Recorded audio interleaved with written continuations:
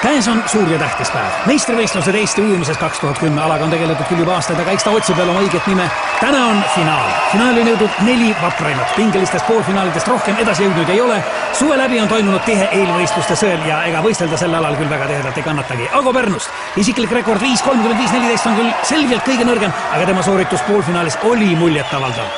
Märt Räplast sel hooajal väga stabiilne, ujunud ikka sinna 3 minuti kanti, isiklik rekordki 3.00.00. Ja siis Ott Tartust, tulevikulootus, noorim osaleja, aga teinud juunioride seast kõva tõusu just sellel hooajal. Isiklik rekord on alla 5 minuti, aga tema sooritused on iga võistlusega paranenud. Indrek Tapalt, kes siis veel kui mitte Indrek Tapalt, tõeline gigant sellisel nõudlikul alal. Ainuke eestlane, kes saanud tulemuse alla minuti. Aga need varasemad tulemused ei maksa täna mitte midagi. Rahvas elab oma sangaritele maruliselt kaasa, võistlejad siirduvad stardipakkudele. Ago, võiks öelda, et on selle võistluse must hobune. Ja muidugi suur favoriit on ikkagi Indrek Tapalt. Maailmarekordid siin täna võib-olla tõesti ei sünni, aga Eesti rekord 12.14 on üle paljude aastate reaalselt ohus. Kui ei juhtu superüllatust, siis peaks ju Indrek Tapalt selle võidu siit võtma. Aga mis ajaga, see on täna suur küsimus. Õhus on pinget, õhus on elektrit, võiks isegi öelda. Kaalul on, oi kui palju, kaalul on rohkem kui elu. Võistlejate traditsioonilised stardieelsed rituaalid ja nüüd rahvas hoiab hinge kinni, saal hoiab hinge kinni, kogu rahvas hoiab hinge kinni.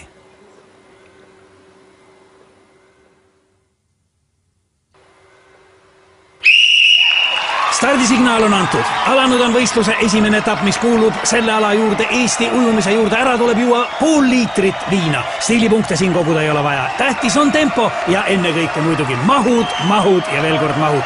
Ott, muide, kui huvitav fakt, väljaspool seda kuninglikku ala Eesti ujumist on tegu täis karsklasega. Ütlesin küll, et stiilipunktid siin ei loe, aga soliidsust säilitades ka sellel raskel hetkel näete Märti.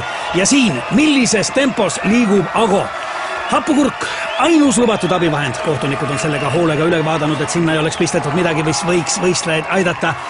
Ja siin on näha, et võistlejad on üha rohkem teiseks etapiks distantsiks valmis.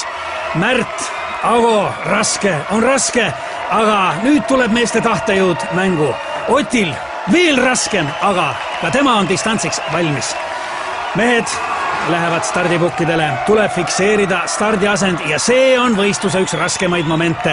Võiks öelda, see ongi kogu jõukatsumise üks võtmehetki. Väga paljud on pidanud alla vanduma just selles faasis, aga nemad ei ole ka finaalis. Siin on ju 4 kõige kangemat, aga ka neil on raskusi. Kus on pukk? Kuhu minna?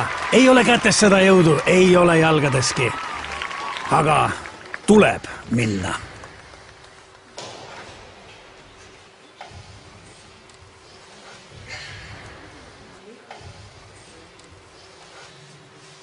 Kas nüüd on kõik kohtunikule meelepärane? Kas võistlejad on stardiasendi kätte saanud? Jah! Kõlas vahestardisignaal. Väike hetk peataolekut, aga juba favoriit kogub ennast ja asub teele võidu suunas. Ago samal ajal stardipukilt lahkumata on mees põrandal ja see jäi tema viimaseks stardiks. Võistlus aga kestab. Märt, kokkupuutel veega uppus tema, võib-olla isegi enne.